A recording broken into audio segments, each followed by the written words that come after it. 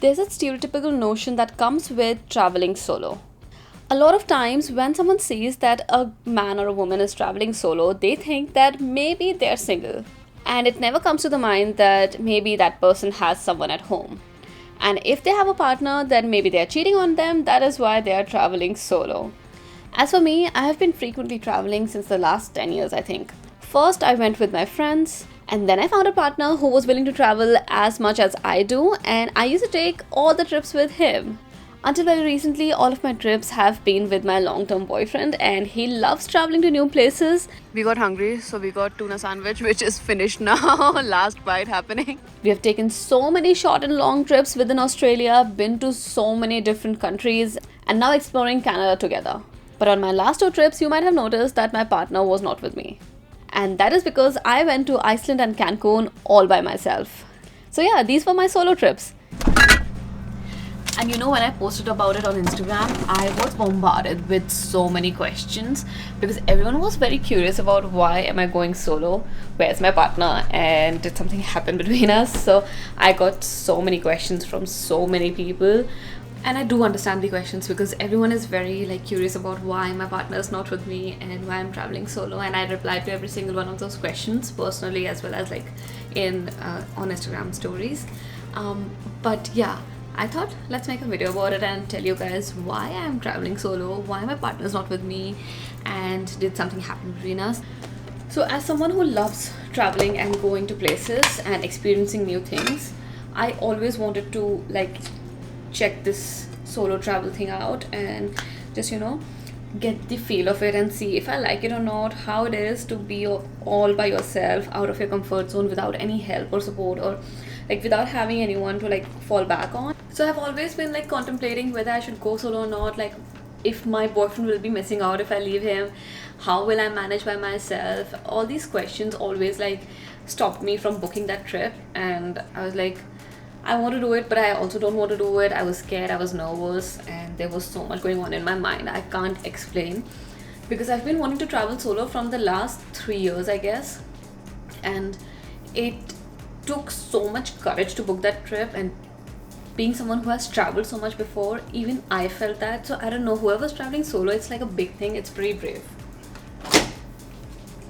So many times I made excuses that I don't want to go. What will my partner think? He will be missing out. He might think that I am cheating on him, or just simple lame excuses that I made to stop myself from booking that trip. And later I realized these are just excuses. This is not going to happen. And actually, my partner was the person who actually forced me to book the trip to go solo. He was like, "This is what you want to do. You should definitely do it." He told me that if you want to do something, just go and try it out, go for a few days, and you're courageous enough to do things on your own, so this should not be a problem. You just go and try it out and see how you feel, and then decide if you want to do it further or not. So that's what I did. I booked my first solo trip to Iceland. If you haven't seen these Iceland videos, I have this playlist here. You should check it out. It's fabulous. I went to Iceland without a car. And yeah, that was another reason why I did not want to go, because I can't drive. So I was like, if I can't drive, what should I be doing? Who will drive me? How will I get around? That was one of the major things that was stopping me.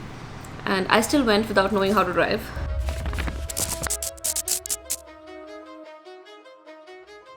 So coming back to the reasons why I wanted to go solo was, I wanted to always try it. And starting off this year, 2023, I made a New Year resolution, always, that I wanted to go on a solo trip this year. And I always make resolutions and I never get to follow them. But this one I was very adamant about, that I want to do it. So after a lot of thinking, convincing myself, checking out things, going through vlogs, researching, I booked it. And that's one of my resolutions that were fulfilled. And as soon as that first trip happened, I was so confident that I can do it. And I booked my second trip. I'm also thinking of booking my third trip, and I think it is going to be a constant process. The second reason why I decided that I should go solo is because we are different people. We love traveling, but our passion for traveling, the intensity of it, are very different, and our traveling styles are also very different, and that's totally fine. There are different kinds of people, different kinds of travelers, and my passion for traveling is a lot bigger than his, and it is my dream to travel to every single country in the world and try different cultures, food, experiences. I should not be dragging another person to fulfill my dream. It's my dream. It's something that I have to work on individually.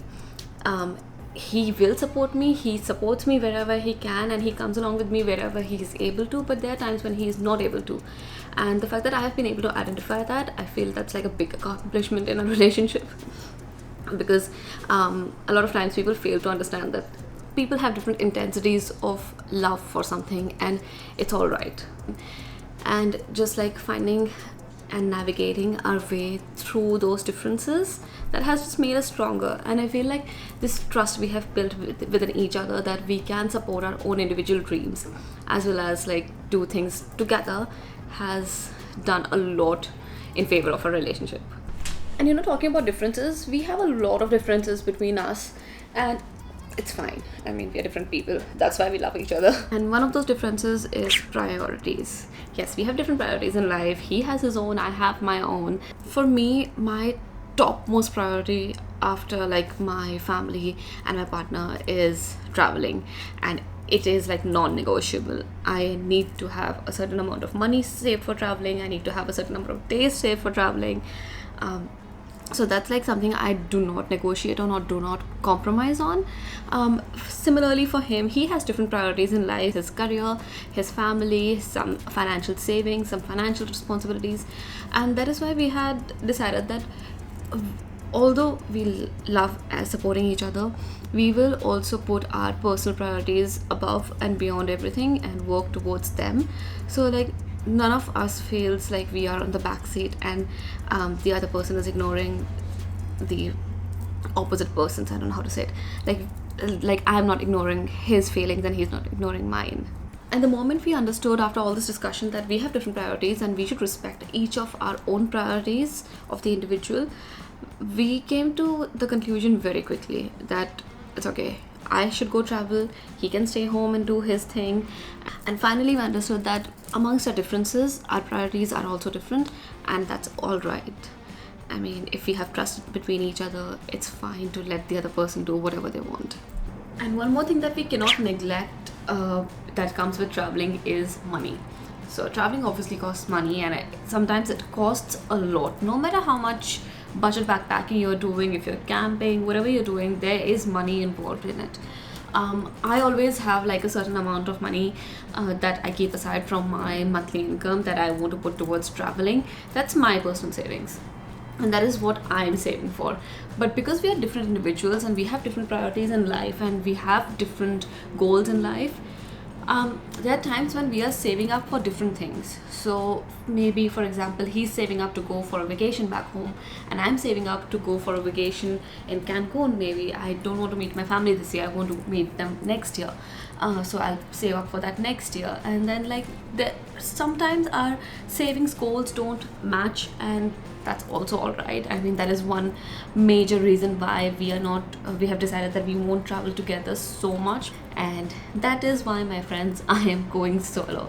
I mean, these seem like very insignificant reasons, but they're very important, and we have discussed so much about it. And now I feel so comfortable that we've come to a point where he's happy with his own choices and I'm happy with my own choices, and it's just like a happy place we're at. Touch wood. And I think the stupidest, the lamest reason why we can't travel together is we don't get annual leaves approved at the same time. Both of our companies may not approve our annual leaves at the same time. We might not be able to take them, and so we have decided, instead of like me letting go of my wish to go to a new place for a week where he can't take the days off, I just go.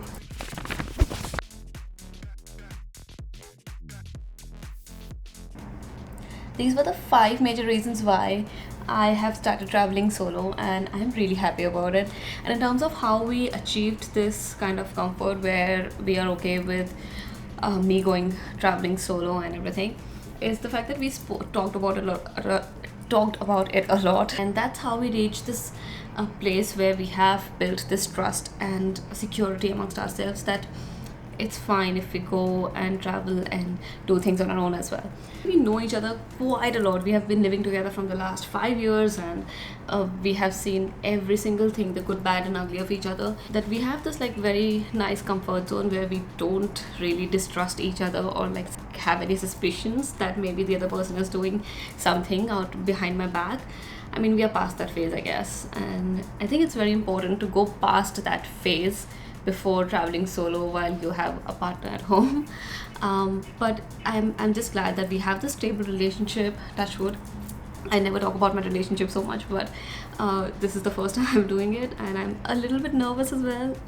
But I feel like we have tried to create this like safe space for us where we can talk about our problems and what we feel and address them, sort it out, and then do things that makes the other person comfortable as well. And a lot of times, I personally, what I do is I think I put myself in the shoes of my partner and think what my reaction would be if I am in his shoes, and then do that thing. For example, if someone has invited me over for drinks at a bar, it's a male someone, and I would say no straight up, because if I was in my partner's shoes and my partner was invited by a female to go for drinks at a bar without like any other company, I would not be okay with it. So if I am not okay, I would not make my partner feel safe. So that's how I navigate through situations where I think if I'm not okay with something, I would not put my partner in that position as well, where he feels uncomfortable. And I think having that kind of like presence of mind and tackling such situations is very important to keep that trust, because you don't want to lose that trust of the partner and like make your relationship suffer. At least I don't want to do that. Now, why did I even decide to go solo? Because I want to travel more frequently. I want to create content for you guys. I want to see things, and I feel like life is so short. We don't really realize this until like it's very late. But I want to like make use of every single annual leave or every single time I can when I go and see different places. And this year, thankfully, I have been to so many different places, and I'm in love with this year. This is kind of my best year until now, because I have traveled to like I think two new countries, and almost every month I have traveled somewhere domestically or internationally, and I'm just like glad I could do that. And I'm just glad that I'm grateful that I had the means and the opportunity to do that. And just the fact that I have the opportunity, I want to seize it. And that is why I decided that I should go solo. I should break the barriers. I should go and see how I feel, and just like bring myself out of the comfort zone, get new experiences, get a better perspective at life, at people, at cultures, and just like be a better version of myself after every single trip I make. Now the question is that would I travel solo or would I travel with my partner? So longer trips, places he wants to go, we'll go together, and short trips, like quick trips, I'm going to do by myself. But until my trips come up, I have a lot of stuff that I want to share with you, like stuff that I really wanted to share a long time back, but all my like trip videos kept coming up. But I have stuff that I want to share about, like my cultural roots, how I keep connected to them, what I think about living in Canada at this moment. Winter's coming, I want to make a winter vlog, and there's so much more that I want to share with you all.